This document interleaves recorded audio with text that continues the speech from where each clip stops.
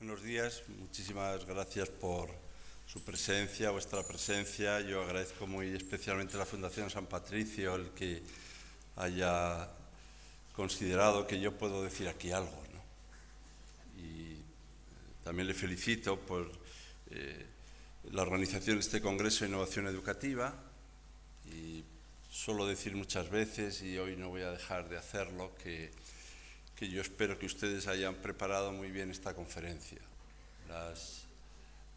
Era Plutarco el que decía en su texto sobre cómo se debe escuchar que uno tiene que preparar muy bien las conferencias, sobre todo aquellas a las que va, ¿no? Y bueno, esa preparación, como se sabe, no voy a hacer ese resumen del texto, ¿no? Va en la dirección de dejarse decir algo, estar dispuesto a dejarse decir algo, no creer que uno lo sabe ya todo y mejor que los demás, y por tanto es agudizar una forma de escucha.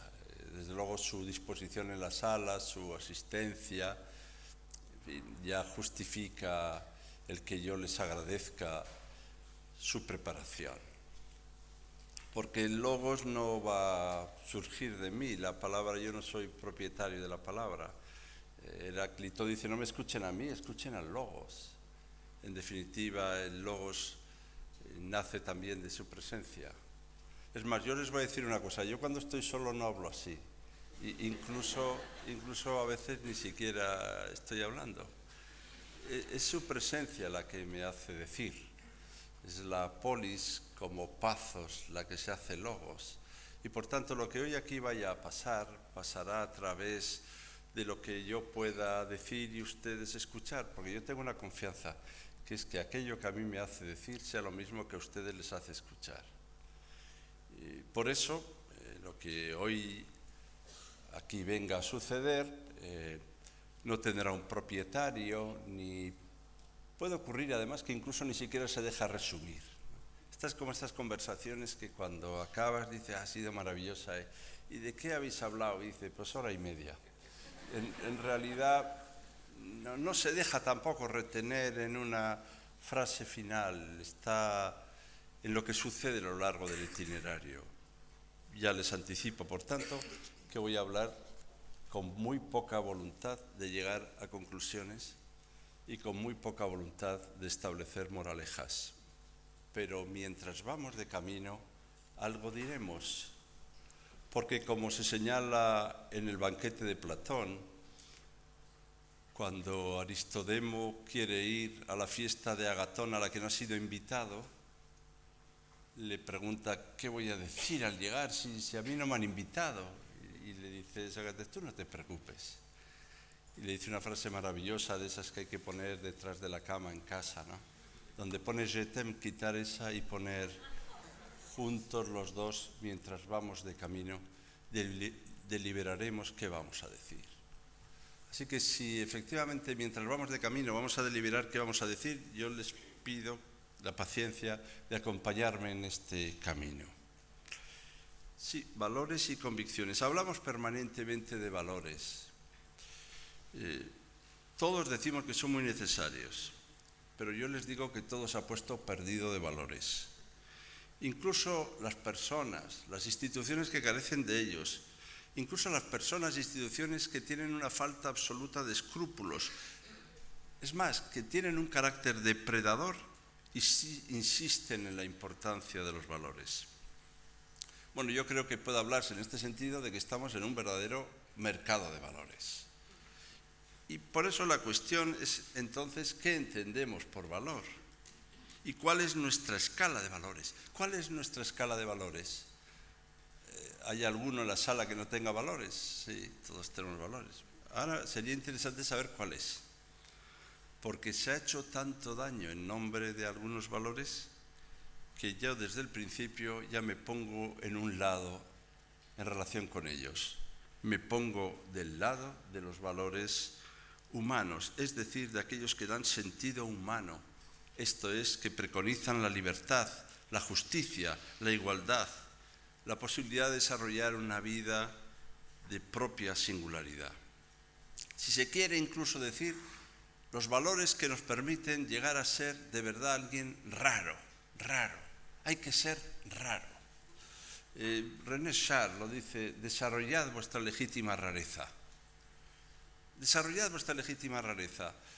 No significa hacerse el rarito, significa exactamente propiciar tu única e insustituible palabra, la palabra que nadie dirá por ti, la vida que nadie vivirá por ti, la muerte que nadie morirá por ti. Esta palabra irrepetible y singular, que es la de tu propio vivir, esta es tu rareza, desarróllala en su singularidad. Los valores no son la mera enunciación abstracta de conceptos, sin concretar. Su verdadera fuerza reside en que tienen capacidad de concebir. Los valores conciben vida libre y justa. Los valores crean posibilidades de vida digna y desde luego no son, como he dicho, ideas abstractas carentes de fuerza o de pensamiento. Se parecen, puestos a parecerse a algo, bastante a aquello que les ocurre a los derechos, que no son una situación coagulada o congelada, sino que son siempre fuerzas motrices y motivadoras.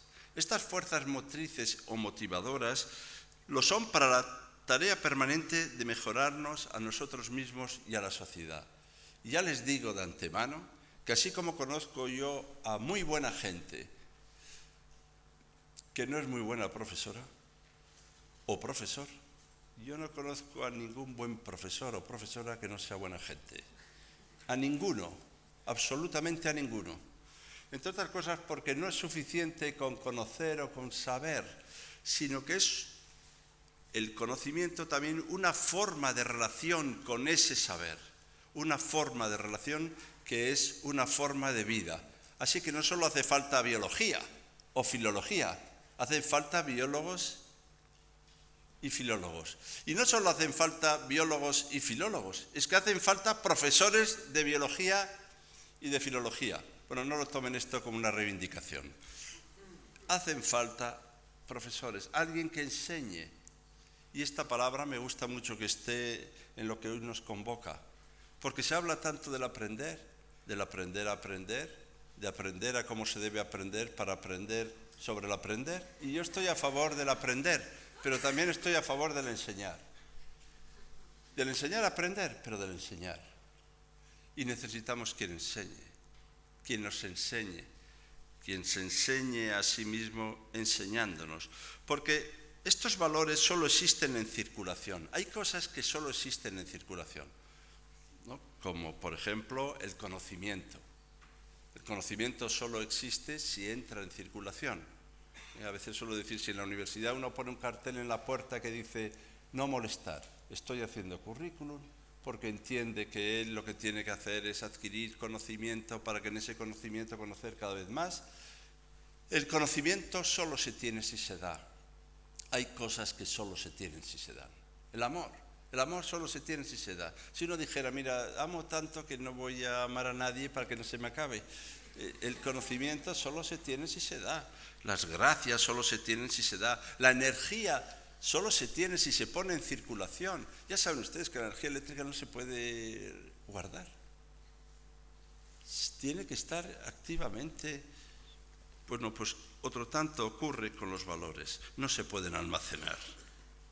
Uno no tiene en casa un cajón de valores. No es un chip que a uno se le implanta para que vaya por la vida con los valores. Entonces cogemos los niños y les ponemos el chip o les damos el cajón y ya con esos valores pues van saliendo adelante. Debe ser alguna otra cosa. Solo viven en su amplitud y en su extensión. Y en esto no cabe pasividad, ni apatía, ni quietud. Los valores solo son valores si se confirman. Si no se lucha por ellos, no se sostienen.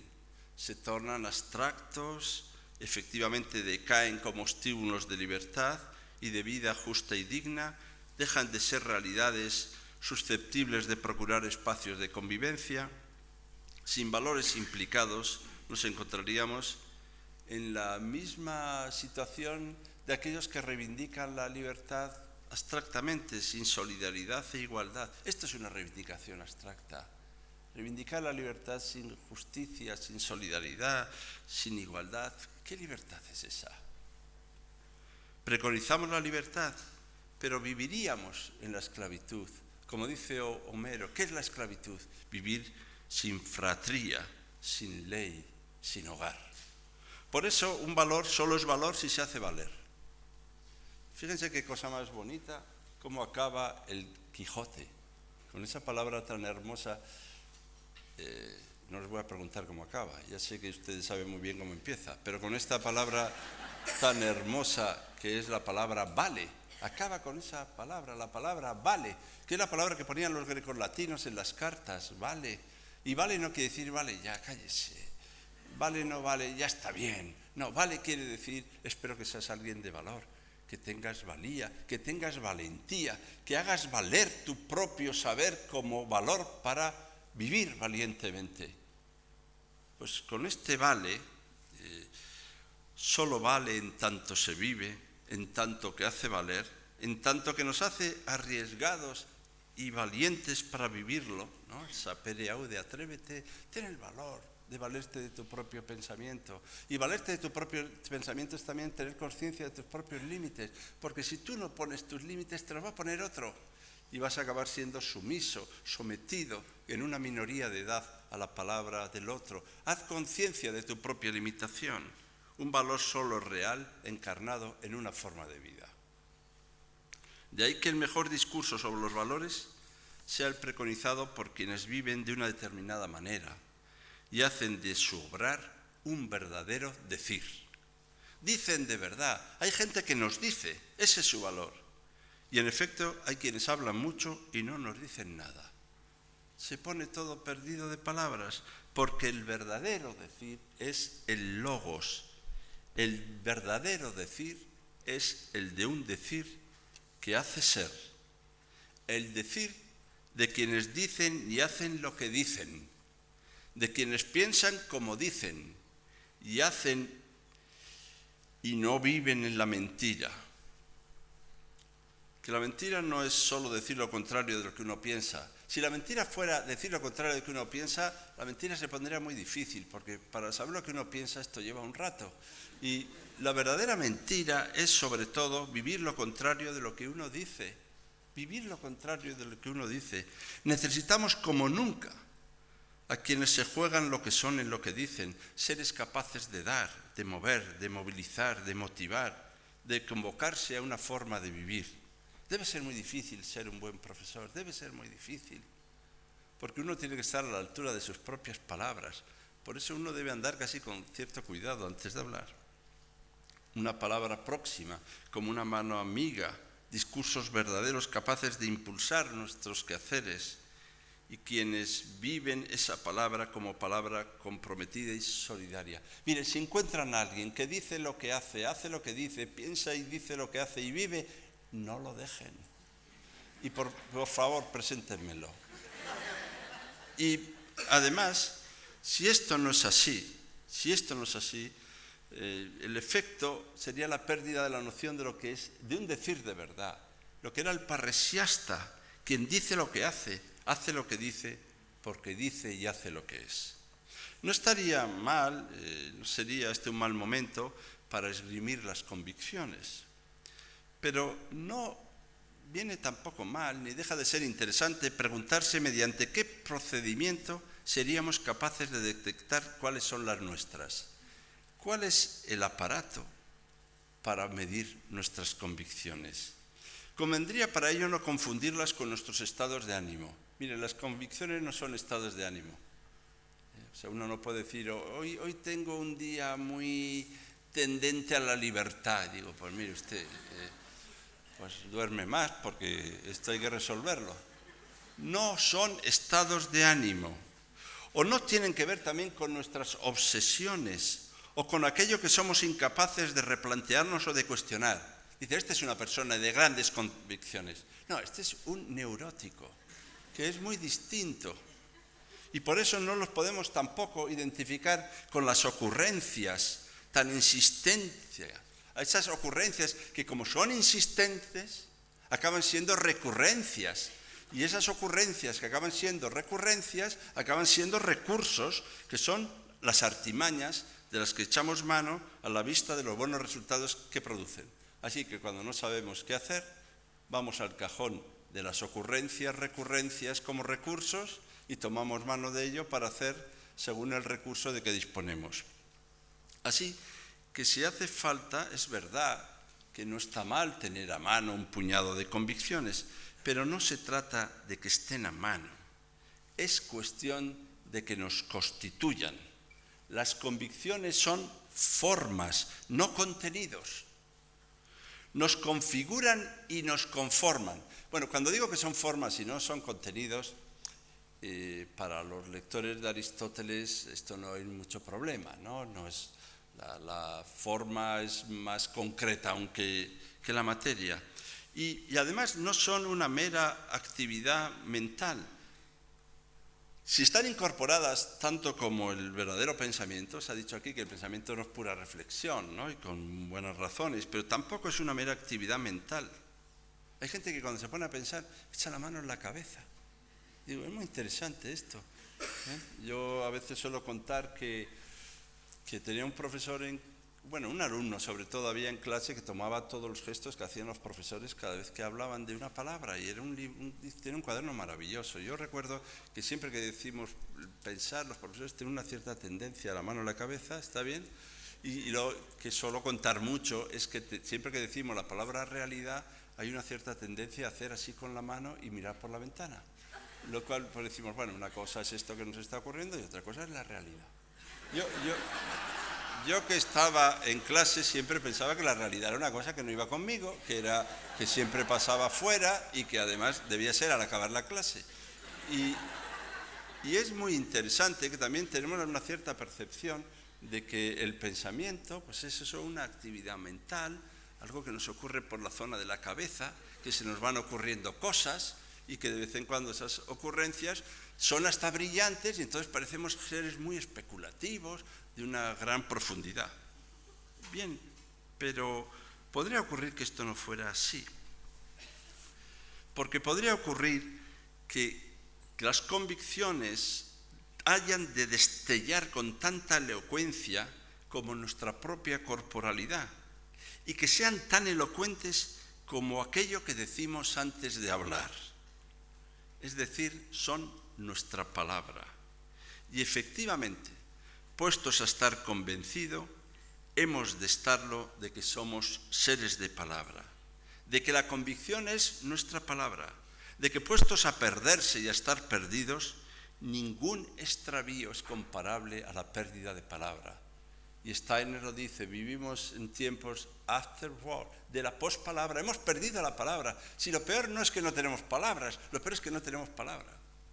Y desde luego lo que distinguía a los animales de los seres humanos, según Aristóteles, era que los animales tenían voz y la voz servía para expresar el gusto, el disgusto, el placer, el displacer, pero la palabra para mostrar lo justo y lo injusto, lo conveniente y lo inconveniente. Y por tanto, en la palabra lo que se juega es lo justo y lo injusto, no el gusto y el disgusto.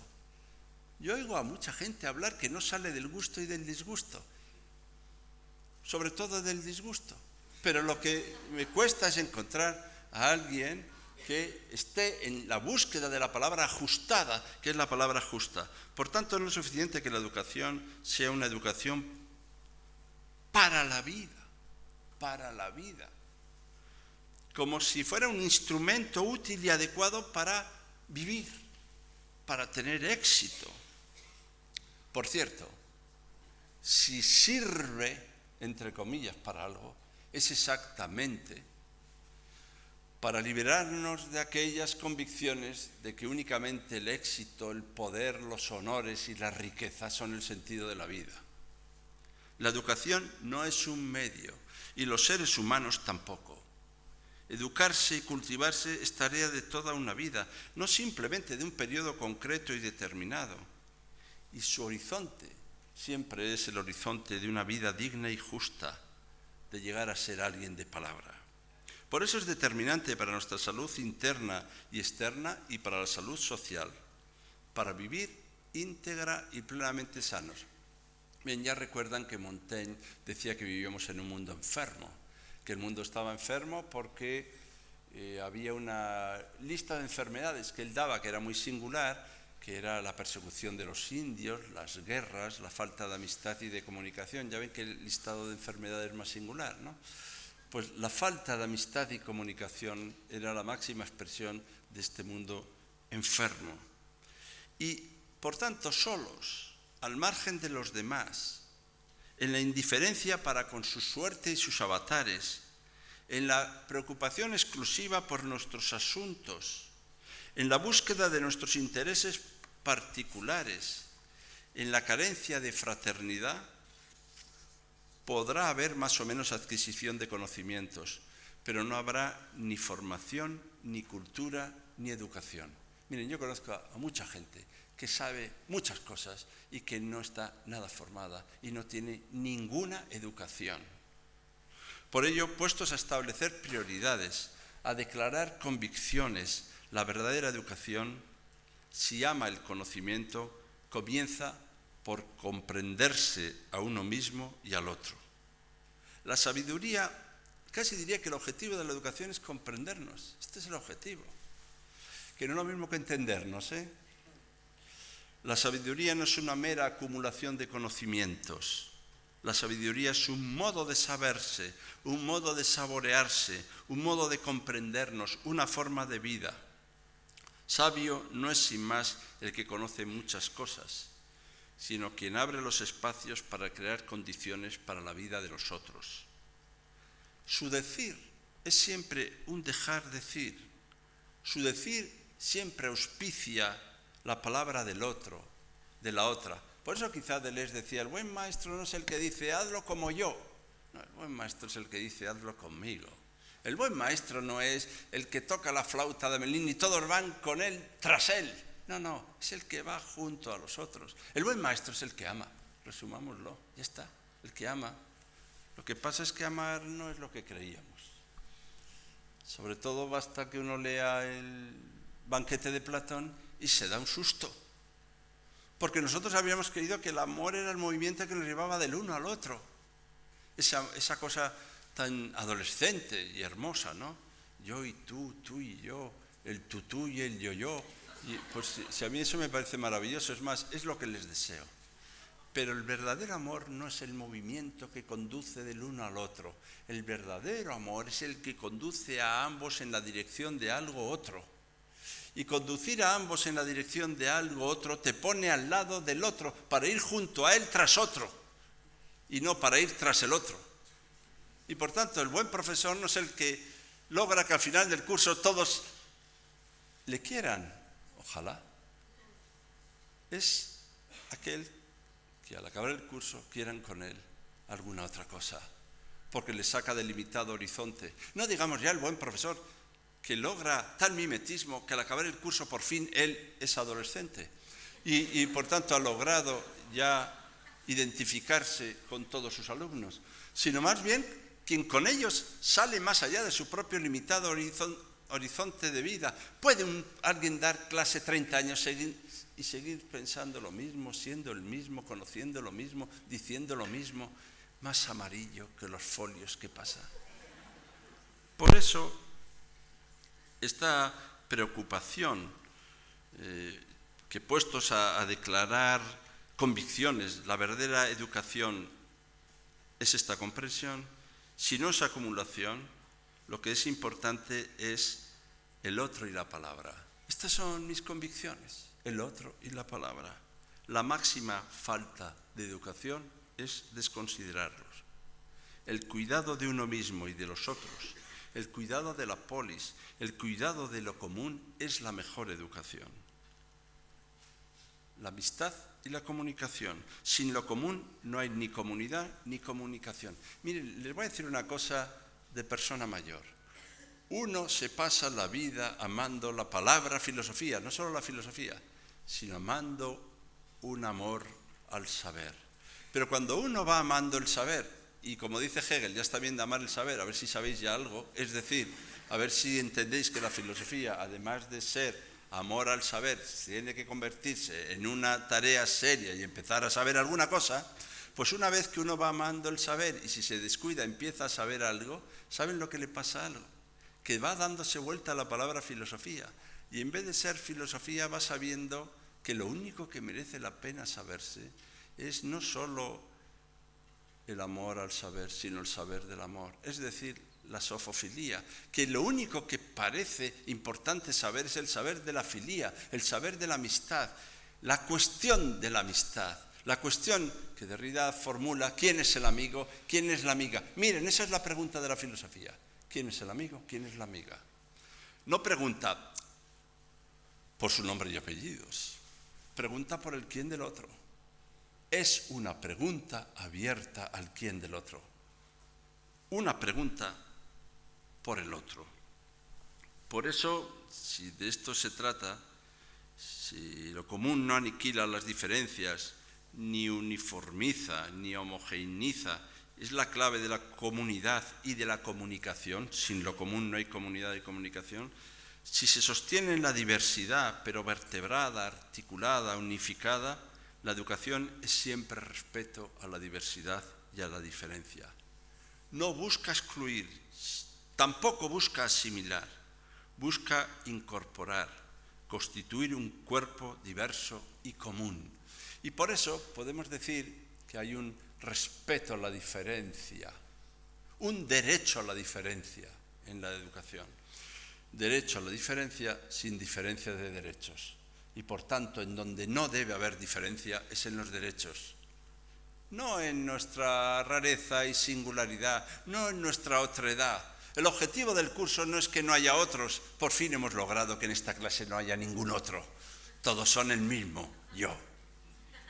No, el objetivo es exactamente la alteridad del otro, su singularidad irrepetible, su palabra única. Ya sé que es muy pesado, ya lo sé. 40 con palabra única son muy pesados. Pero esa singularidad es exactamente la fuerza de su saber. Por eso cultivar una forma de vida en la palabra y en el reconocimiento del otro, el derecho a su diferencia, sin diferencia de derechos, empieza por el cuidado y el cultivo de uno mismo. Se ha hablado también de este cuidado de uno mismo. Alcibíades le pregunta a Sócrates, mira, yo quiero gobernar la ciudad. ¿Qué tengo que hacer para gobernar la ciudad? Alcibíades le podía haber dicho, pues te lees El Príncipe de Maquiavelo. No lo tenía a mano todavía. Y le dijo otra cosa. Le dijo, si quieres gobernar la ciudad, lo primero que tienes que hacer es aprender a gobernarte a ti mismo. Porque si no eres capaz de gobernarte a ti mismo, ¿cómo vas a gobernar la ciudad? ¿Cómo buscar conocer sin tratar de conocerse? ¿Cómo ignorar que conocer es hacer la experiencia de los propios límites? Y les tengo que dar una noticia esta mañana. No somos dioses. O dicho de otra manera, el oráculo de Delfos, conócete a ti mismo. Y el oráculo de Delfos, cuando dice conócete a ti mismo, no está haciendo un elogio de la introspección, ni del culto de sí californiano, ni del psicoanálisis, que yo no tengo nada contra eso. Lo que está diciendo es que no eres un Dios, que eres un ser humano. Ten conciencia de que eres un ser humano. Que no pasa nada, que eres un ser humano. Esas preguntas de Kant que aprendíamos en el colegio, ¿no? ¿Qué puedo saber? ¿Qué puedo esperar? La última pregunta es, ¿qué es el hombre? Pero es que la última pregunta remite a todas las anteriores y han de leerse las anteriores en virtud de esa pregunta. Y leámoslo en este tono. ¿Pero qué puedes saber si eres un hombre? ¿Pero qué esperas? Pero, da ganas de decir, ¿pero quién te crees que eres?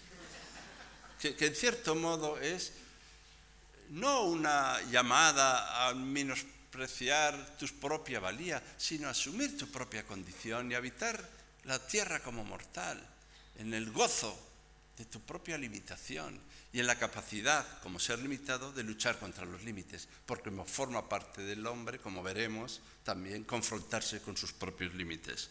Por eso, tal vez podamos esgrimir con un infecundo lamento, decir, bueno, es que esto ya me ha pillado a mí ya tarde, tal vez tuve tal o cual educación, soy víctima de no sé qué o cual modelo, es que yo aprendí con no sé qué ley, estuve en no sé qué modelo educativo, nacimos en unas determinadas circunstancias, lugares, contextos.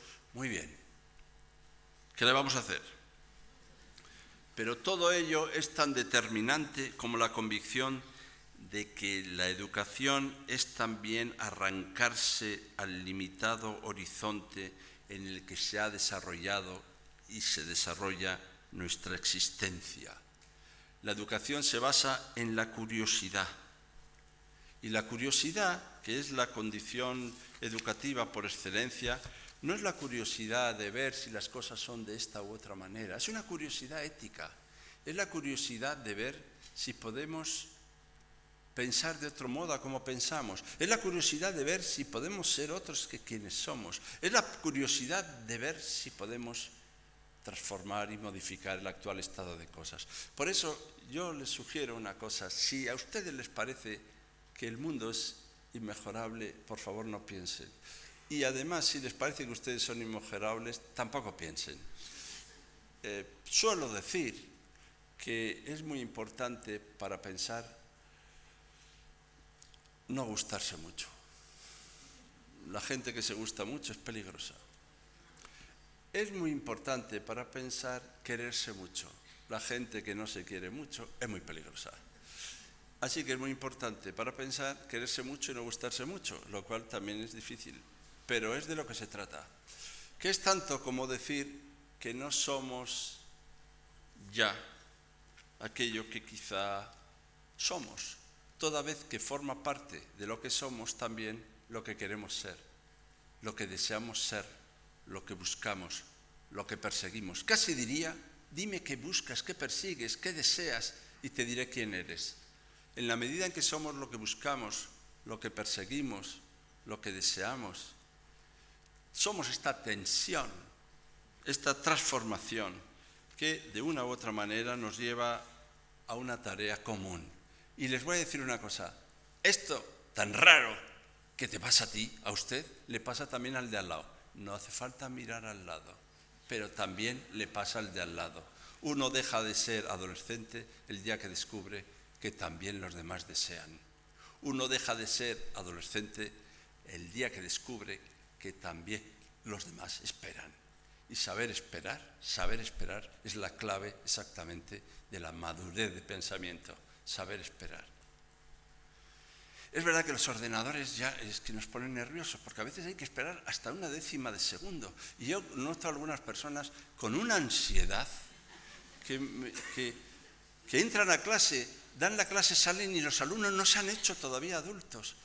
Es una cosa, él mismo se propone cosas y a veces no ocurren.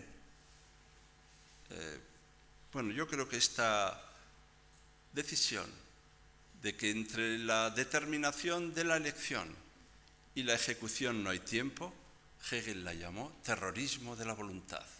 El terrorismo de la voluntad es aquel que quiere que la decisión sea inmediatamente ejecución, sin mediación alguna. Y efectivamente, logos significa que pensar es elegir, que pensar es preferir, que pensar es decidir.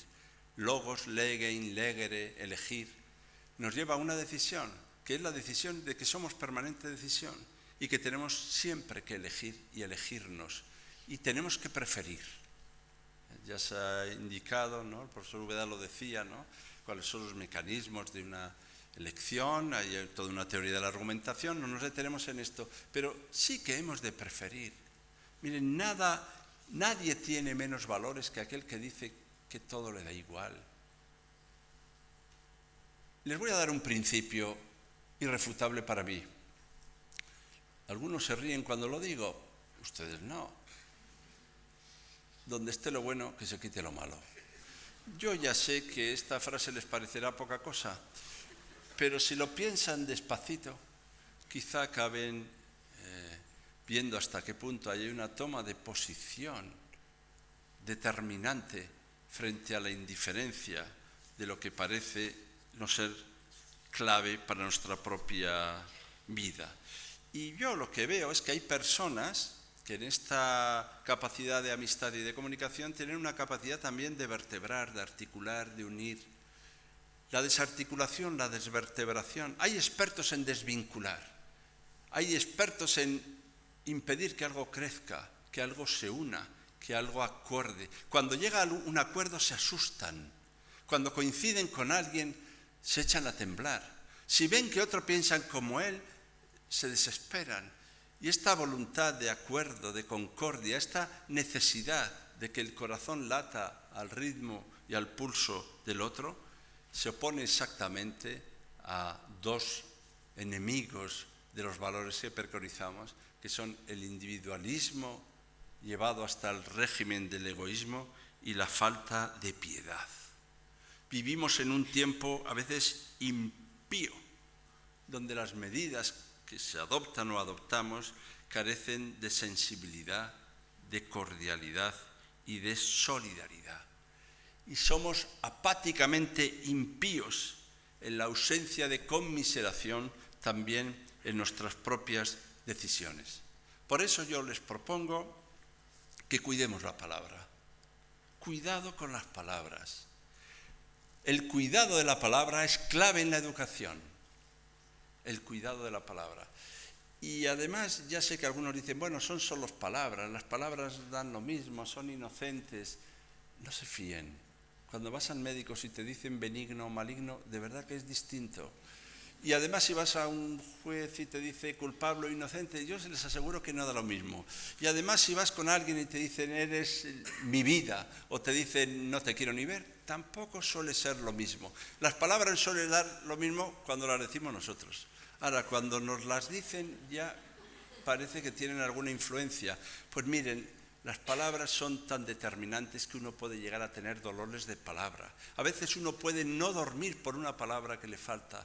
Y la ciudad, la preocupación, la ciudad del otro, la atención, la consideración, eso que antes se hablaba como acogida y que puede emplearse también la palabra la hospitalidad, el respeto a la diferencia del otro.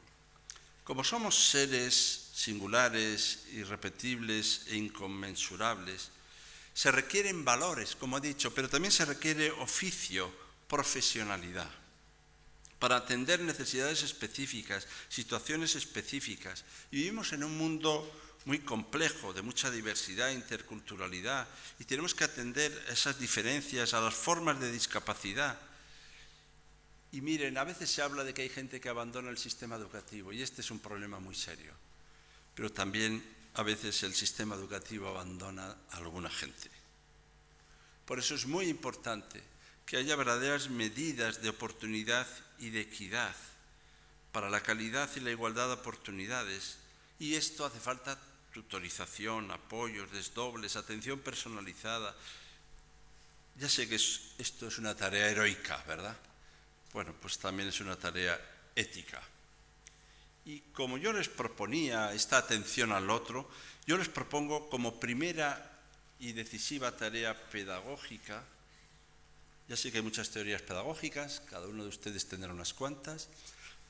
A veces son incompatibles entre sí y a veces en nosotros mismos son incompatibles, pero yo les voy a decir una cosa que parece que va bien. Hay que querer a los alumnos y esperar algo de ellos. Si se desea garantizar el fracaso, nada es más seguro que desconsiderar a alguien y no esperar nada de él. Díganselo. Si quieren que alguien fracase, díganselo, que no vale para nada. No dejen de hacerlo. Y lo lograrán. Además suele ser rápido. Háganle ver que no les importa nada. Bueno, recientemente fallecido, José Luis San Pedro antes decía que hay algunos valores importantes en la vida, pero a mí me hace gracia una cosa en su texto sobre escribir es vivir, que decía, hay que querer a las personas a quienes se dirige uno. Yo quería a mis alumnos. Y si me permiten les digo con toda sinceridad, y yo también se lo digo, que ahora mismo siento cariño por ustedes. Les agradezco que estén aquí pendientes de mis palabras. Y añade, quiero corresponder a este primer impulso afectivo con la provocación. ¿Qué es lo que hay que hacer con los alumnos? Provocarles. llamarles a ir hacia adelante, provocarles.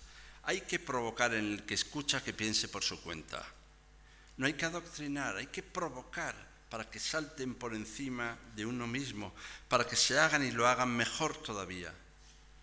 Esta pedagogía del amor y de la provocación se corresponde con esta capacidad de entender que provocar no es solo incitar o inducir, es también llamar a avanzar, mover a ir hacia adelante. Es convocatoria, facilidad para ir en una dirección determinada. Y por eso es tan importante la responsabilidad social. Y yo les propongo que se cuiden ustedes mucho.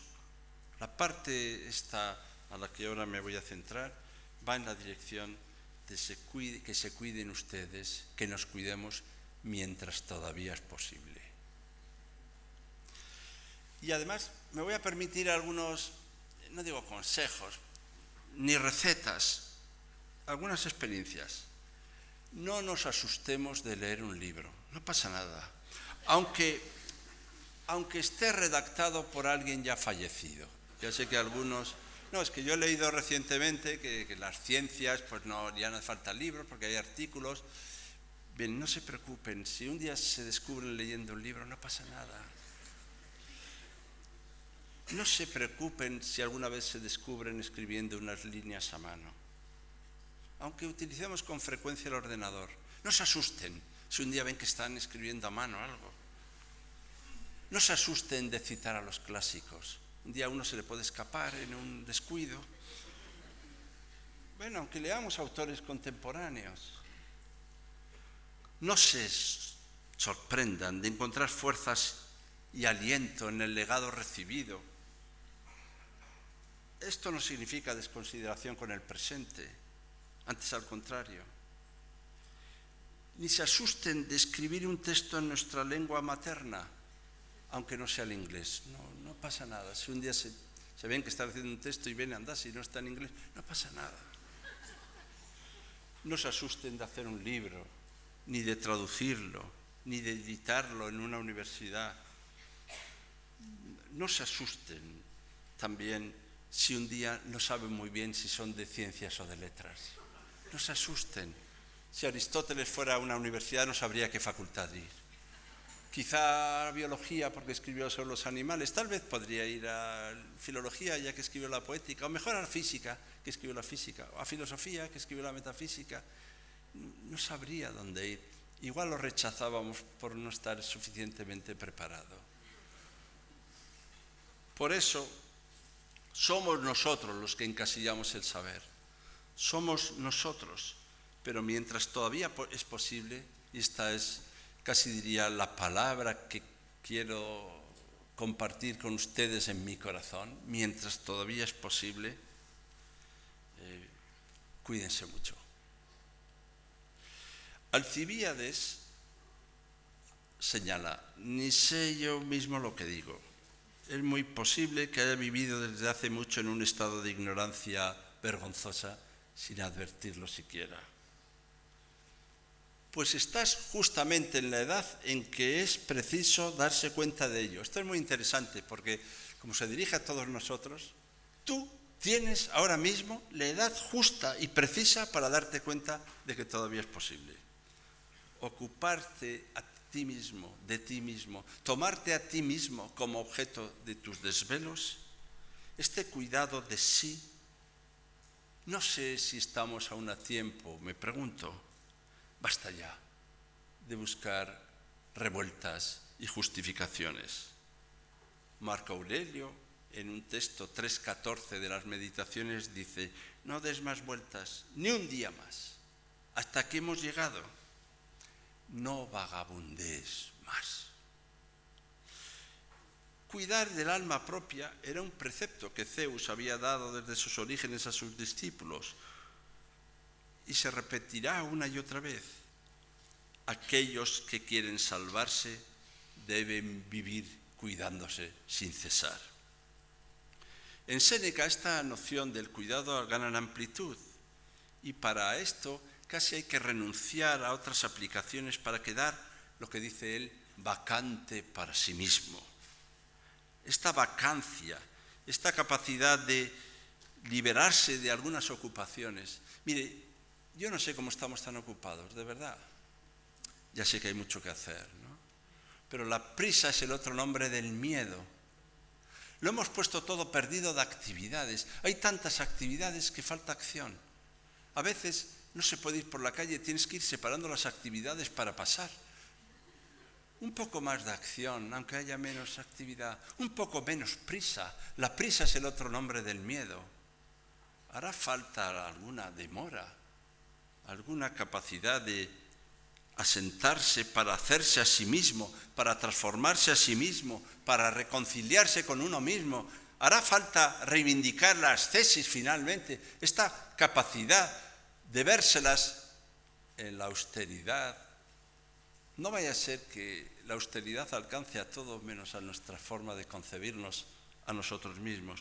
Y hay todo un vocabulario en los grecolatinos sobre estas cosas, ¿no? Se formare, sibi vindicare, se facere, sed ad studia revocare, sibi applicare, sum fieri, in si recedere o requedere, al se recurrere, secum morari, perdonen por el latín. No vagabundees más. No estás, dice Marco Aurelio, destinado a releer tus notas, ni las historias antiguas de los romanos y de los griegos. Apresúrate hacia la meta. Y aquí es donde está la expresión que yo empleo.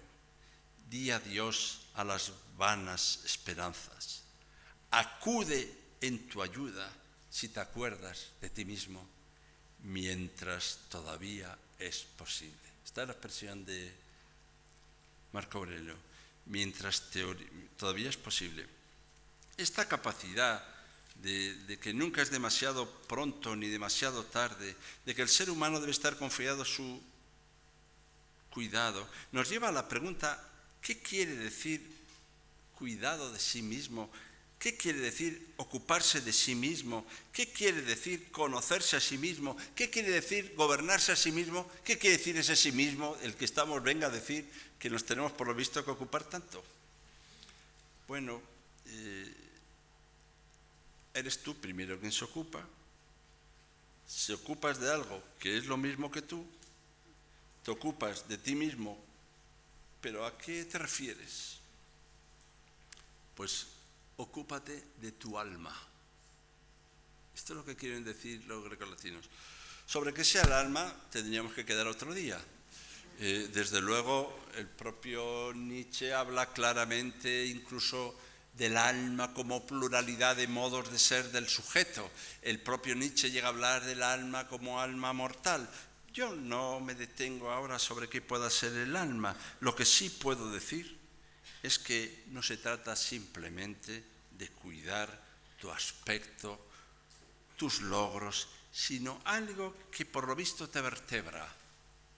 Pero yo aprendí, para mi sorpresa, bien joven, que el cuerpo era la cárcel del alma, en Platón, y me asustó mucho. Luego pude ver que Platón nunca dijo cárcel, porque no hablaba bien castellano, sino que dijo frourá. Y cuando vi que decía frourá no quiere decir cárcel.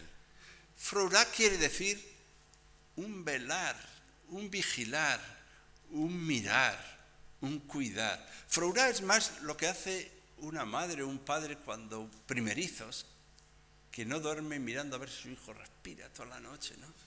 Esta mirada entrañable para velar y cuidar por el otro. Pues el cuerpo vela, cuida, el alma. Y por tanto los cuidados que estos grecolatinos proponen son cuidados que a veces es cuida tu aspecto, anda de una manera determinada, aliméntate bien, ten buena higiene, ten buenas relaciones corporales sanas, equilibradas, con quien corresponda. Piensa un poco, medita, lee algo a veces, escribe, conversa con alguien. De noche puedes incluso pensar un poco, no pasa nada. Piensa un poco cómo te ha ido el día. Estas son las cosas que los grecolatinos llaman cuidar del alma. Y no sé de eso cómo andamos. Cuidar un poco la palabra, cuidar de ellos, gobernar un poco también la ciudad, aprender a enseñar. Bueno, el alma en cuanto sujeto de la acción, en cuanto se vale del cuerpo, de los órganos del cuerpo, todo esto significa una serie de relaciones consigo mismo, sujeto de acción instrumental, de relaciones con el otro, de relaciones velando una y otra vez porque seamos de verdad quienes somos, pero también buscando nuestra propia verdad y buscando también si somos capaces de ocuparnos de nosotros mismos, no solo de los bienes que vivimos. Y esta inquietud, mientras todavía es posible, significa también la capacidad de vivir con intensidad cada momento y de cuidar y cultivar el instante. Este instante, este de ahora, este momento, tampoco es apasionante. De hecho, les deseo que no sea el más apasionante de sus vidas y de luego de hoy. Pero es irrepetible, es inconmensurable, tiene la densidad de la eternidad por su carácter irrepetible. Este instante inconmensurable e irrepetible tiene el sentido de la intensidad que ustedes sean capaces de procurárselo, porque miren, ahí va una provocación. La vida carece de sentido. Ah, interesante. Qué desánimo. Bueno, quiero decir que no hay un sentido interno en la vida que haya de descubrirse mediante una suerte de excursión del pensamiento que cantando ahí va tras el sentido de la vida para extraer de la vida su sentido. Es más, les voy a desanimar un poco más. Otra provocación. Somos insignificantes. Ustedes son insignificantes, yo también. Somos insignificantes. Hölderlin, carecemos de significado, no tenemos sentido. Qué desánimo de mañana. La vida carece de sentido, nosotros somos insignificantes. Pero es que resulta que nosotros somos además libres. Y libres significa tenemos la capacidad de dar sentido, donadores de sentido. Miren, lo bueno de los hombres y mujeres libres es que damos sentido. Así que si ustedes están buscando el sentido de esta mañana, menuda mañana les espera.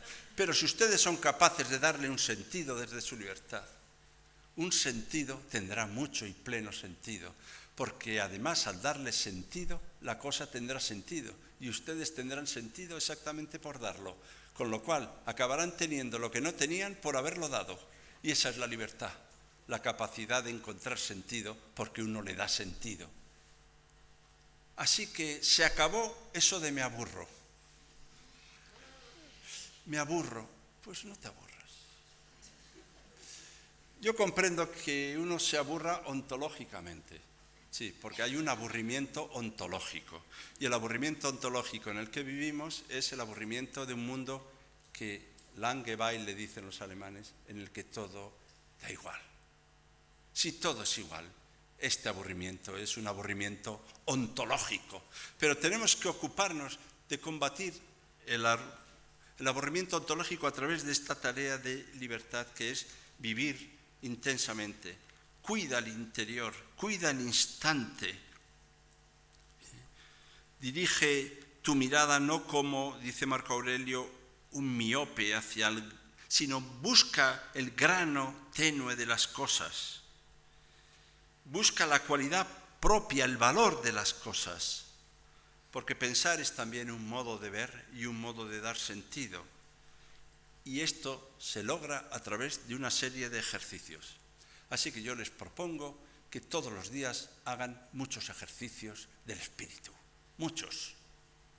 Y les puedo proponer una tabla de ejercicios. Se pueden hacer una tabla de ejercicios. Miren, yo les propongo, por ejemplo, que hablen todos los días bien de alguien un rato. Ya sé que es muy exigente. Un rato. Algunos me han dicho, ¿pero tiene que ser el mismo o se puede cambiar?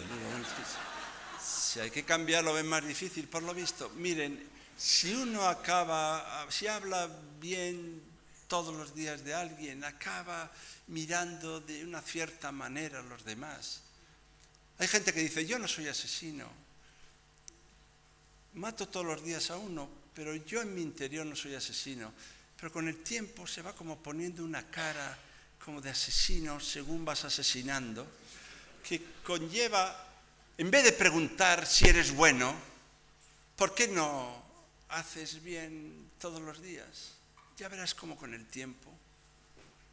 Por tanto, los grecolatinos entienden que la educación no consiste en sacar algo del interior, toda vez que en el interior lo que hay es sobre todo muchas vísceras, sino sobre todo incorporar desde un exterior algo para hacer una verdadera paideia y metanoia, una incorporación, una asunción, hacer cuerpo propio de algo que te adviene a través de la vida vivida por ti y por los demás y de la palabra de uno y de otro. Liberar el alma de ciertas cosas para hacer estos alientos, todas estas tareas de individualidad para llegar a ser singulares, les va a producir un cierto desplazamiento. Y les puedo decir que todo el saber del conocimiento ilustrado, el conocimiento que nos ha venido a decir libertad, equidad, fraternidad, nace exactamente de estos conceptos de espíritu para ser artesanos de la belleza de la propia vida. Y yo les deseo, como Séneca dice, en el momento de ir a dormir, digamos con alegría y una sonrisa en el rostro, hoy he vivido. Hoy he vivido. En eso pensaba Marco Aurelio cuando decía que la perfección moral consistía en vivir cada día como el último, en no estar convulsionado, entorpecido, en no ser falso, que los momentos del día desde el amanecer hasta el crepúsculo se pongan en relación simbólica con las estaciones del año, de la primavera al invierno, con las edades de la vida, desde la infancia hasta la vejez. Es cuestión de vivir la larga duración de la vida como si fuera tan breve como una jornada, y en vivir cada día como si la vida entera estuviera contenida en él. Todas las mañanas debemos estar en la infancia de la vida, dice Marco Aurelio, pero vivir toda la duración del día como si la noche fuera a ser el momento de la muerte, mientras todavía es posible, a todas horas, dice Marco Aurelio, piensa tenazmente, como romano y como hombre, en hacer lo que tienes entre manos, con seriedad meticulosa y sincera, con amor, libertad y justicia, y en procurarte tiempo libre de todas las demás imaginaciones, y solo los procurarás si realizas cada acto como el último de tu vida. Desprovisto de toda irreflexión, del rechazo apasionado a la razón impositiva, de la falsedad, del amor propio y del disgusto. Hacen falta, dice Marco Aurelio, pocas cosas para vivir una vida fluida, temerosa de los dioses, y que tampoco exija mucho más. Y esto ha de hacerse mientras todavía es posible.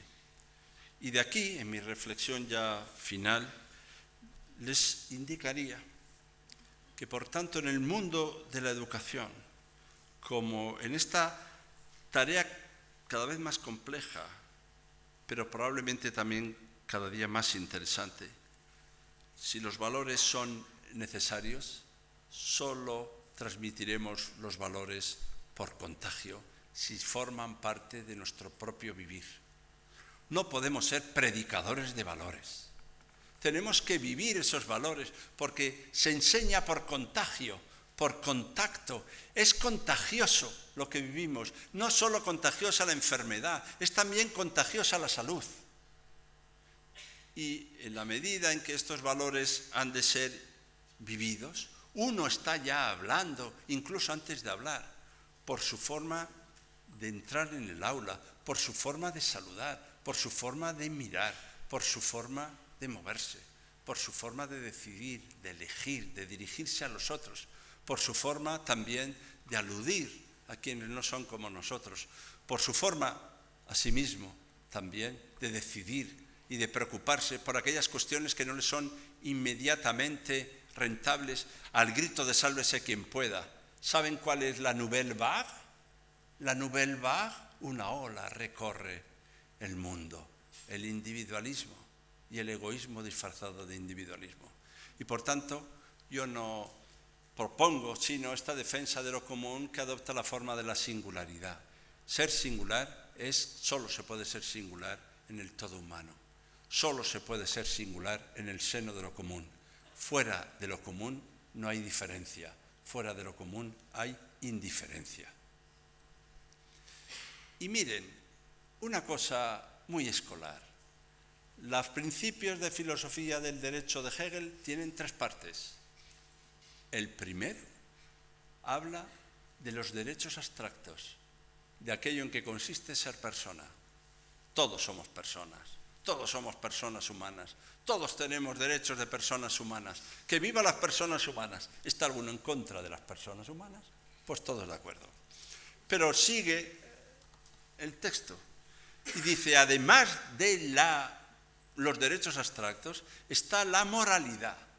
Y la moralidad significa que además de ser personas, somos sujetos que desean, que quieren, que buscan. Morales, sujetos morales, capaces de hacer algo. Incluso de decir yo he sido. Miren, yo cada vez amo más a quien dice yo he sido. Me encanta la gente que dice he sido yo.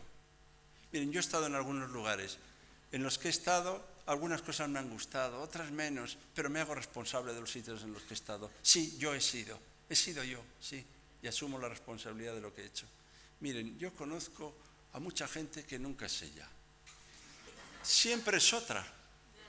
Es el departamento, es el rectorado, son los americanos, esto viene del más allá, pero ¿hay alguien que dirá alguna vez he sido yo?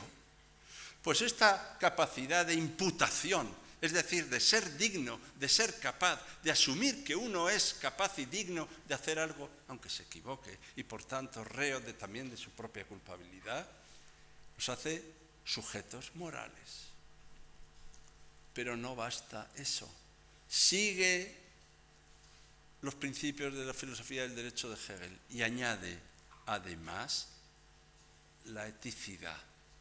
Ser éticos. Y ser éticos es ser miembro activo de pleno derecho de una comunidad. Con esto no está negando que haya que ser persona o que haya que ser sujeto. Está diciendo que es insuficiente incluso la moral, que hace falta ética. Y que la ética lo que nos hace es poner en el contexto de un espacio común donde somos miembros activos de pleno derecho. Tanto es así que a veces me pregunto si no vivimos en espacios con mucha moralina y poca ética. Y por tanto esta reivindicación de la eticidad es reconocer que la ética es un espacio. Ethos, ¿saben lo que quiere decir ethos? Madriguera. Una madriguera. Ethos es el sitio donde están allí los polluelos con su mamá.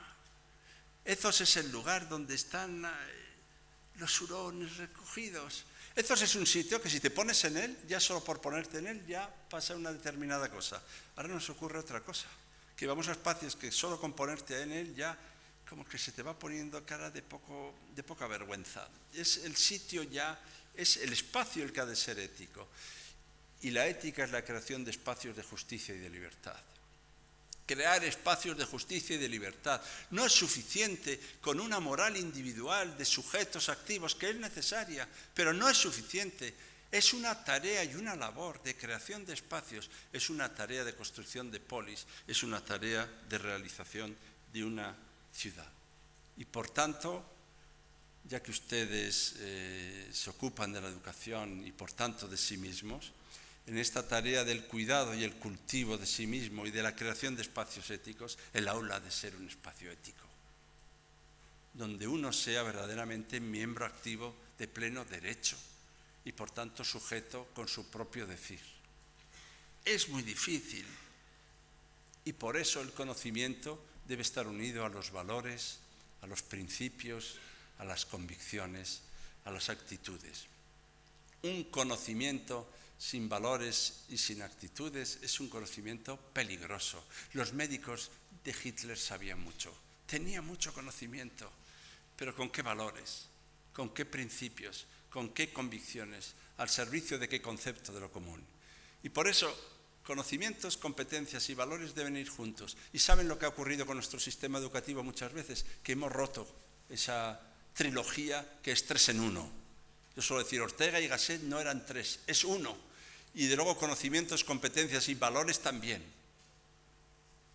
A veces hemos desconsiderado el conocimiento, diciendo, no, lo que importa es la actitud, la disposición. Digo, pero tendrán que saber algo ya de paso, ¿no? Y a veces hemos hecho lo contrario. Hemos preconizado tanto el conocimiento que nos hemos olvidado que debe estar vinculado a valores y convicciones. Un conocimiento sin valores es un conocimiento vacuo y vacío.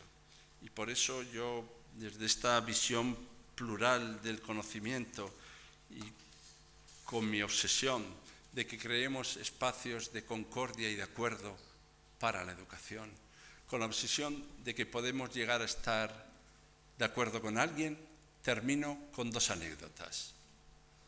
Una, en la línea me vinculo a la intervención anterior.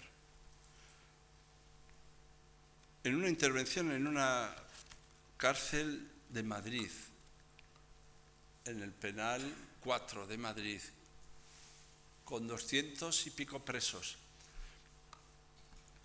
Al acabar de hablar, yo hablaría de mis cosas, supongo. Alguien levantó la mano y dijo, un momento, yo tengo un problema, que es que he defraudado a mis hijos y por tanto lo que quiero es recuperar su confianza y quiero saber qué puedo hacer, porque ahora ya a estas alturas lo único que me importa es recuperar la confianza de mis hijos. Yo al ver esto no supe muy bien qué decir, aunque luego hablé, pero les contesté, no sé. Esto es lo que le contesté. Recuerdo perfectamente, dije, no sé. Y he citado más de una vez que recibí la mayor ovación de mi vida. Yo que era catedrático de metafísica, la mayor ovación de mi vida por haber dicho no sé. Bueno, antes hemos hablado algo de esto. Y siempre me he preguntado qué oyeron en ese no sé. Para que además unánimemente sintieran que yo estaba a su lado, que no me las sabía todas, que no iba a darle la lección, que no iba a hablar desde fuera como quien tenía que haber dicho, toma apuntes que ahora te voy a contar yo lo que tienes que hacer, que te vas a enterar.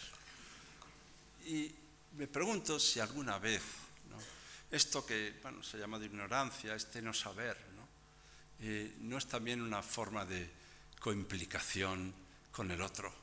No creer que uno ya lo sabe todo y mejor que los demás, ¿no? Y además de esto, también quería indicarles que yo acabo por el principio. Así que yo les voy a saludar al irme. Y yo les saludo. Y el saludo quiere decir que les deseo salud.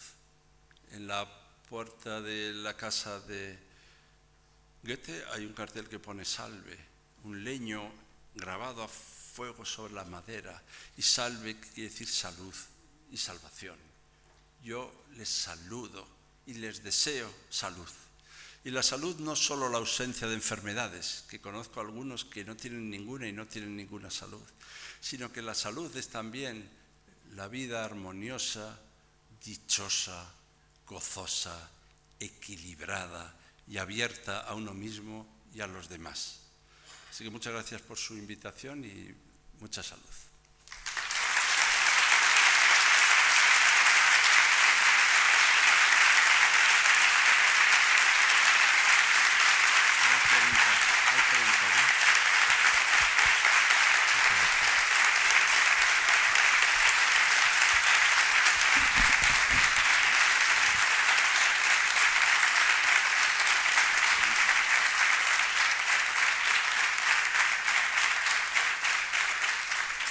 Bueno, muchísimas gracias por esta disertación que ha hecho, que creo que nos ha dejado a todos sin palabras, especialmente con esta despedida final. Y nos han gustado especialmente también la belleza de sus palabras, el cariño y el entusiasmo que creo que nos ha transmitido a todos, que nos da también fuerzas para seguir en la tarea diaria. Entonces, nos han pasado un par de preguntas que nos gustaría realizarle. Perfecto. La primera dice, vale, es importante el cuidado de sí mismo, el cuidado del alma, pero ¿se puede educar en este cuidado desde la escuela? ¿No juega la familia un papel central en esta educación?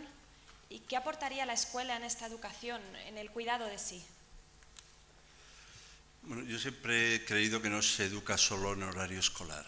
Esta frase que parece muy sencillita, algunos no la han pillado todavía.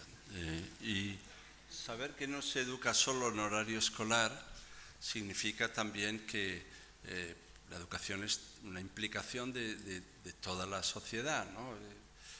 Y que además se contagian también valores, principios, también socialmente, ¿no? A veces decimos, los jóvenes de hoy no tienen valores, ¿no?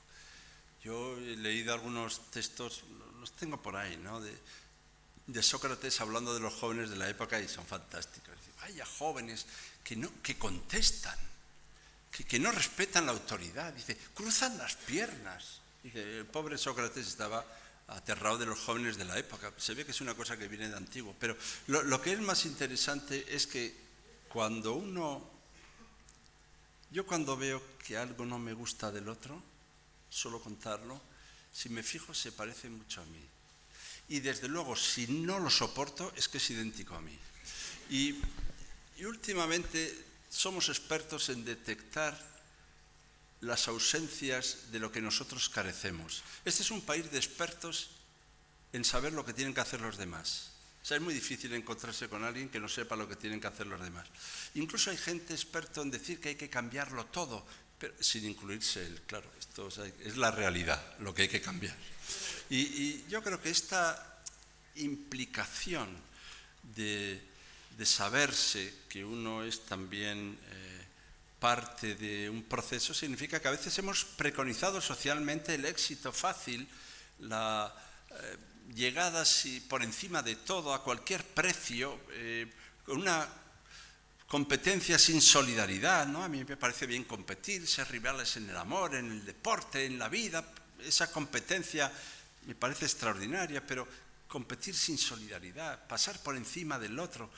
Cuando alguien de tu departamento escribe un libro y te lo trae tan entusiasmo y te da un disgusto porque te va a quitar la plaza, esta idea de que el otro es un enemigo, que debes... Todo esto, los chavales lo ven y lo viven. Y por tanto hemos contagiado una serie de valores que cuando luego nos los encontramos nos damos un susto. Dice, pero ellos están muy mal de valores, ¿y nosotros qué tal?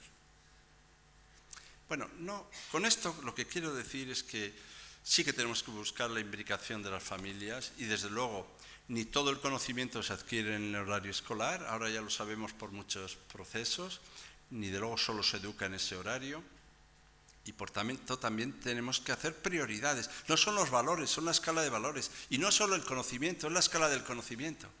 Es que sería bueno que hubiera educación vial, educación para la alimentación, educación para la salud, cómo ponerse los zapatos. Y yo no estoy en contra de que haya educación de todo, pero llega un día en que habrá alguno que dice, yo es que quería enseñar un poco de matemáticas en los ratos libres. Digo, perfecto, sí, no me parece mal. Y hago caricaturas, pero porque ustedes lo entienden muy bien con la caricatura. Entonces la historia está en que tenemos que convertir todos los espacios en espacios educativos. Y eso significa que también se educa en una ciudad por los nombres de las calles, por la forma de distribuir los espacios, por la forma de entender la relación entre todos. Se educa también en los espectáculos, en el ocio, se educa también en la forma de distribuir los terrenos, en la forma de concebir las construcciones, los jardines. Es que todo eso es educativo, la ciudad es educativa. La ciudad es un espacio educativo y desde luego la familia es... Por eso tenemos que trabajar con ellos. Son comunidad educativa. A veces yo decía, es muy importante la participación de la comunidad educativa. Y un día se levantó un padre y me dijo, un momento, usted se olvida de los padres. Digo, puede ser, pero igual también usted se olvida de que para mí los padres son comunidad educativa, que este es otro asunto. Otra cosa es que a veces vivimos alejados por necesidades cotidianas, de urgencias.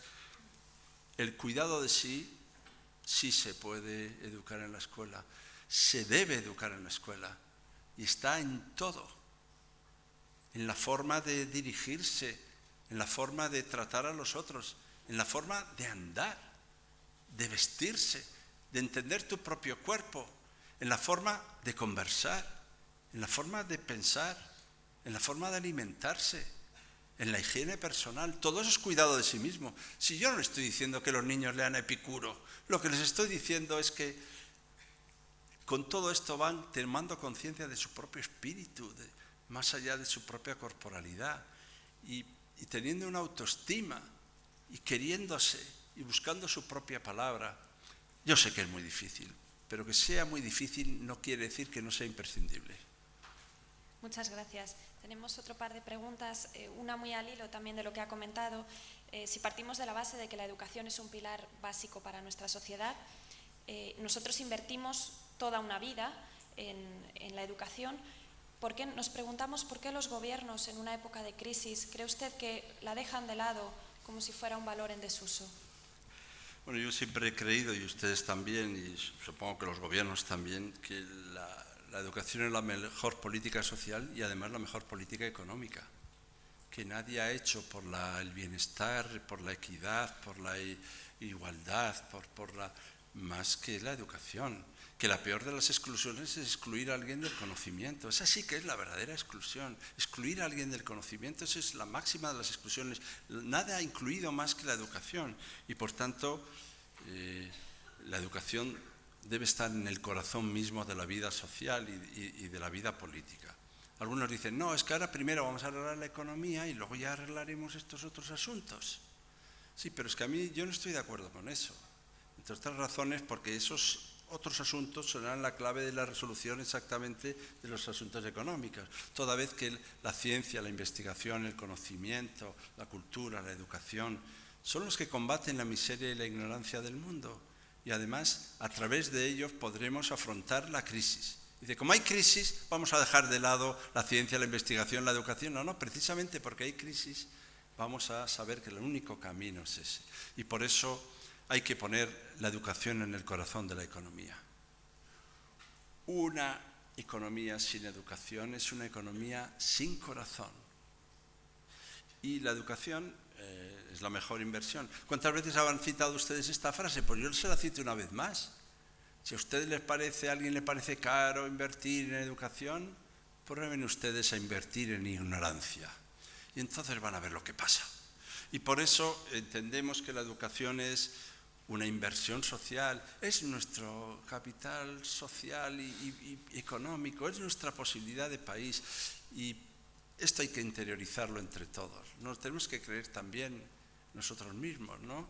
Y desde luego no solo estar convencidos, porque miren, yo soy un enemigo de los convencidos, muy convencidos, que no son convincentes. Esto es descorazonador. No hay nada peor que un convencido, muy convencido, que habla a convencidos para que estén todos todo el día convencidos. Pero ¿habrá alguien convincente? Es decir, con capacidad de argumentar, con capacidad de razonar, con capacidad de mover, movilizar y emocionar, que son las tres palabras en las que consiste la palabra, que es la palabra mover, movilizar, motivar y emocionar. Y de producir alguna emoción común, una conmoción. Si eso no se produce, pues nos mirarán como cosas de los profesores. Nota a pie de página. Cuidado con la vocación. Y digo cuidado con la vocación porque a mí me gusta mucho la vocación. Y la vocación es la llamada, también la llamada que los otros te hacen. Pero es que últimamente he visto que la gran excusa es la vocación. Si estos lo hacen por vocación. Digo, bueno, pues yo no lo digo que lo hagan solo por dinero, pero que no se les olvide que la vocación no es una coartada para entender que también esto no solo una forma de vida, como yo he dicho, sino también una manera de ganarse la vida. Y por tanto, también una llamada social para el reconocimiento de los profesores, para el agradecimiento a maestros y maestras, profesores y profesoras, a todos los que viven por y para la educación. Yo solía decir que las convicciones a los presupuestos. Así que lo que un país piensa de sus profesores se suele notar muy bien ahí. Bueno, habrán pensado que es poco ordinario hablar de dinero, pero yo quería decir que además de grandes apuestas por la educación, también son muy importantes recursos. Y que esto tiene que ser una conciencia no solo de los políticos, sino de toda la sociedad, de que los recursos en educación son la mejor inversión para un país. Otra cosa es que haya que gastarlos con transparencia, con eficiencia, con rendición de cuentas y con buenos resultados. Pero me parece que es la mejor política social y económica, como digo. Muchas gracias. Y una última pregunta. Ha dicho usted que hemos de desarrollar nuestra propia rareza. Y se pregunta a esta persona cómo es posible hacer esto en un contexto escolar en el que hay que amar lo singular, con cuestiones colectivas, es decir, normas, evaluación, etc. ¿Conoce usted algunas experiencias exitosas de esto en los contextos escolares? Bueno, este es el asunto sobre el que tenemos que transitar, es cómo hacer compatible una individualidad que no sea puro egoísmo, sálvese quien pueda, cada uno lo suyo, yo los demás, que no existen, con una preocupación de ser singular en el seno de lo común. Fuera de lo común no se es diferente, fuera de lo común se es indiferente. Fuera de lo común no solo se es indiferente, sino que fuera de lo común se es o idiota o esclavo. Son las dos cosas que técnicamente se puede ser. Tu idiotés significa aquel que está tan preocupado por sus cosas que no tiene ninguna sensibilidad social, política ni pública. Solo le importa lo suyo. Idiota perdido. Hay más de lo que parece. Y el esclavo es aquel que no tiene comunidad, es decir, aquel que está fuera de la comunidad, echado fuera de la comunidad. Y por eso, cuando yo estoy hablando de la singularidad o de la rareza, estoy hablando de aquel que es capaz de ser uno mismo en el todo humano, por decirlo un poco hegelianamente, de ser singular en el ámbito de lo común, de ser diferente sin ser indiferente para con los otros. ¿Que es difícil en el aula? Pues sí que lo es, pero esto no significa que no haya tareas comunes, objetivos comunes. Al contrario, es que gracias a que hay tareas comunes y objetivos comunes, hay modos distintos de responder. Y luego a veces esa respuesta es muy silenciosa y muy callada y cada uno va cuidando y cultivándose. Lo que no hay que, supongo yo, es eliminar esa singularidad en nombre de una homogeneización que entiende que incorporar es asimilar. Yo no doy recetas para el aula, no, pero desde luego cada vez que toma la palabra un niño o una niña, ¿no? O cada vez que responde singularmente a través de su modo de hacer un ejercicio o de presentar un problema o de plantear una cuestión o de adoptar una responsabilidad en una tarea, porque también hay que hacerles copartícipes de la responsabilidad del centro en distintas tareas, no solo de gestión, tienen que ser agentes de la vida de un centro, no solo pacientes o pasivos. Es que el ser no es solo acción, el ser es también pasión. El ser no es solo la capacidad de actuar, es también la capacidad de verse afectado. Y yo no les voy a dar a ustedes recetas, no voy a hacer lo que hizo Ortega y Gasset al llegar a Argentina, no lo voy a hacer. Porque Ortega y Gasset llegó a Argentina y nada más llegar se duchó y dio una conferencia a los argentinos sobre cómo eran los argentinos. Y no había estado nunca en Argentina. Y los argentinos no se lo han perdonado todavía. Yo no me voy a poner delante de profesores a decirles, mire, lo que ustedes tienen que hacer. Pues no lo voy a hacer. Yo lo que puedo es decirles cuáles son mis valores, mis convicciones, mis modelos, mis propuestas, pero ustedes tendrán que labrarse y buscarse su propio camino. No vaya a ser que digamos que los alumnos tienen que desarrollar la legítima rareza y ustedes no, ustedes tienen que ser uniformes. No sé, hagan lo que puedan, no sé. Y si me permite otra cuestión más, nos ha trazado un camino desde la filosofía para el saber, el ser profesor. ¿Dónde está hoy la innovación en la educación en nuestras aulas? Sí, la innovación no significa simplemente la novedad. Kant criticaba mucho el afán de novedades. O sea, creerse que algo es innovador porque es nuevo, corre el riesgo uno de creerse que las cosas empiezan el día que él las descubre. Que esto es muy típico cuando haces una tesis doctoral. Que es que tú lo acabas de descubrir, luego es un descubrimiento. Y entonces lo cuentas ya, pero si cuentas cada vez que has descubierto algo creyendo que es innovador porque lo acabas de descubrir tú, es como creerse que el mundo empieza el día que tú te empiezas a enterar. Y por eso hay mucho pseudo innovador que simplemente se acaba de enterar. Es un enterado, dicho de otra manera. Y entonces la innovación que no adopta la forma de una novedad, es la innovación que adopta la forma de una generación o creación o transformación de un estado de cosas. Y por eso la verdadera innovación empieza por la escucha, atender, aprender y recibir el legado, ser generosos para con el legado recibido. ser generosos para con el legado recibido, ser humanos. Y yo siempre digo que la humanidad está formada no solo por quienes estamos aquí, también está formada por quienes no están ya, por ellos. Y también está formada por quienes no están todavía. Hay una visión sostenible de la humanidad. Y ser generoso para quienes no están ya y quienes no están todavía modifica el estado de la cuestión de lo que significa ser innovador. Y les voy a decir, hay innovación también social, que a veces se olvida porque tenemos una visión restringida de la ciencia. Y hay ciencias sociales y hay ciencias humanas. Y por ejemplo la economía, que se nos olvida, era una ciencia social humana, al menos antes, que dependía de las acciones humanas, que se ocupaba de la gestión de los asuntos humanos, de la ley de la casa. Economía quería decir eso. Por eso yo no sé en las aulas si hay innovación. De luego hay muchas experiencias y saben lo que tenemos que hacer, lo que hacen ustedes aquí, reunirnos. Y saben lo que tenemos que hacer, contarnos lo que hacemos. Y contárnoslo con generosidad. Y contar las experiencias que uno ha hecho y qué efectos le han producido y hasta dónde ha podido llegar. Y compartirlos. Y trabajar en común. Porque, ¿saben lo que nos pasa? Que estamos a veces muy solos. Cada uno imaginando cosas, ¿no?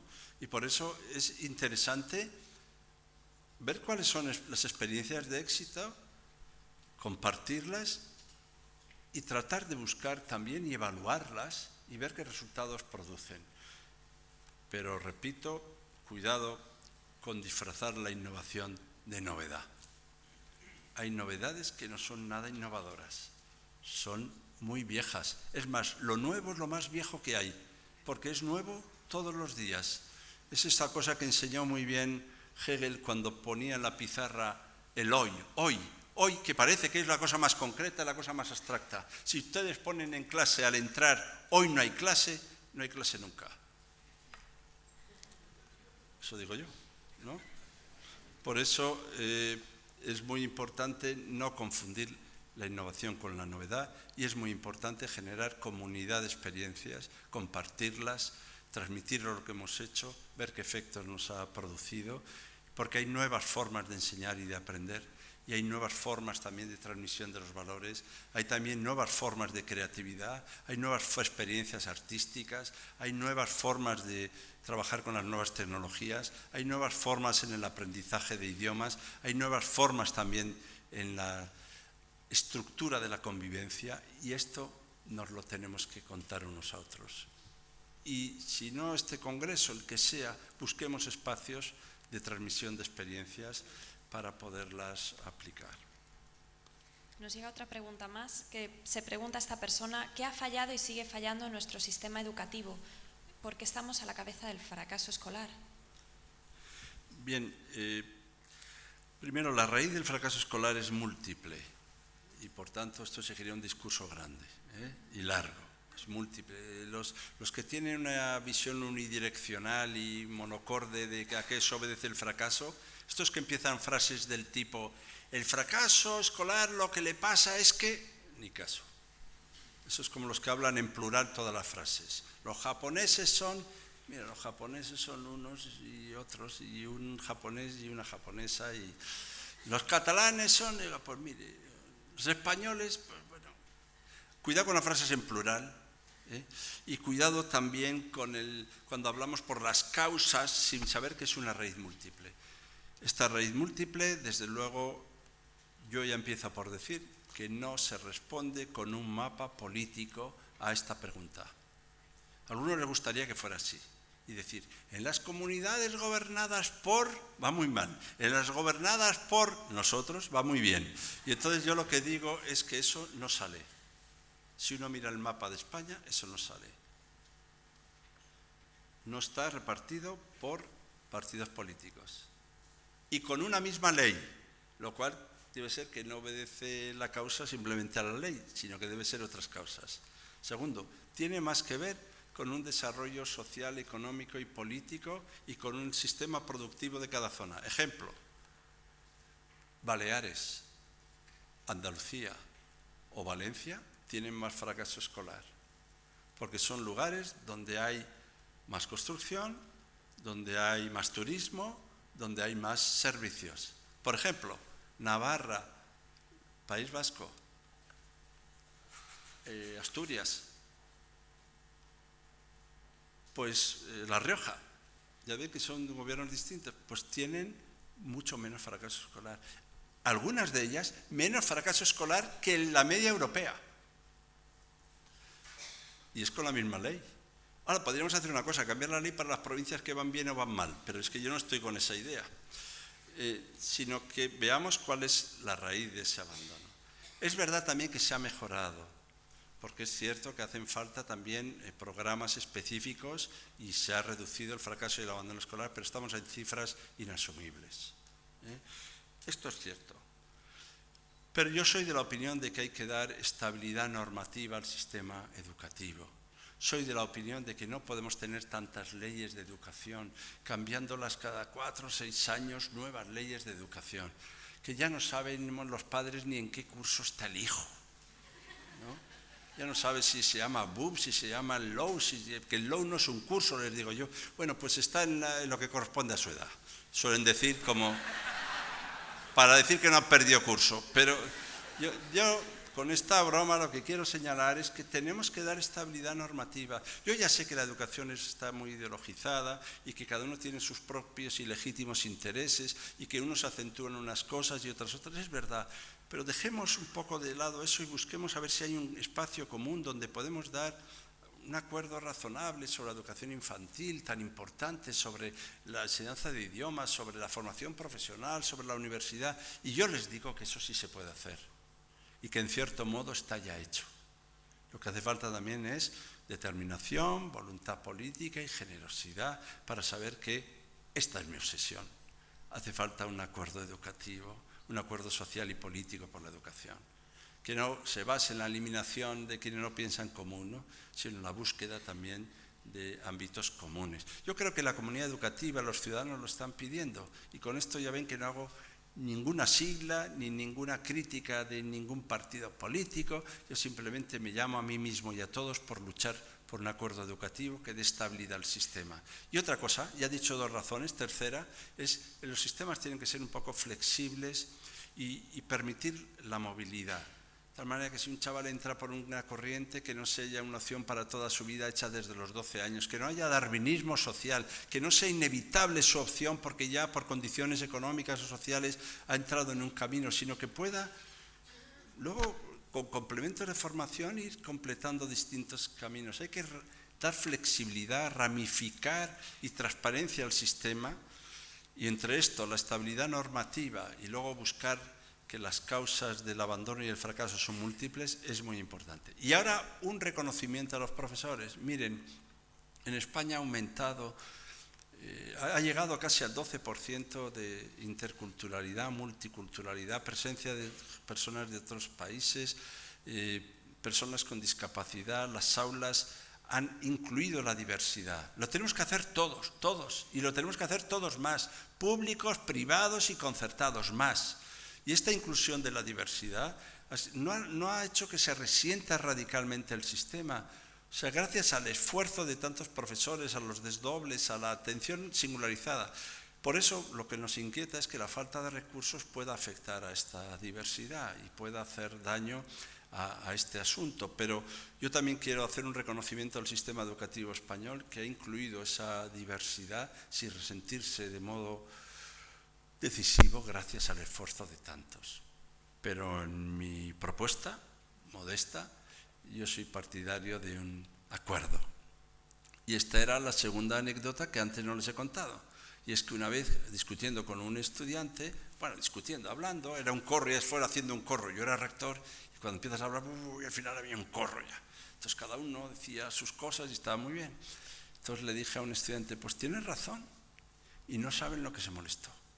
Dijo, ¿cómo? Usted a mí no me dé la razón. Digo, perdone usted, yo sinceramente lo hacía sin afán de ofender. Bueno, no había ningún... Quiero decir con esto que hay gente que se asusta cuando coincide con otro. Dice, ¿cómo voy a coincidir con él si no es de mi no sé qué? Digo, pues no se asusten de coincidir con alguien, que no pasa nada.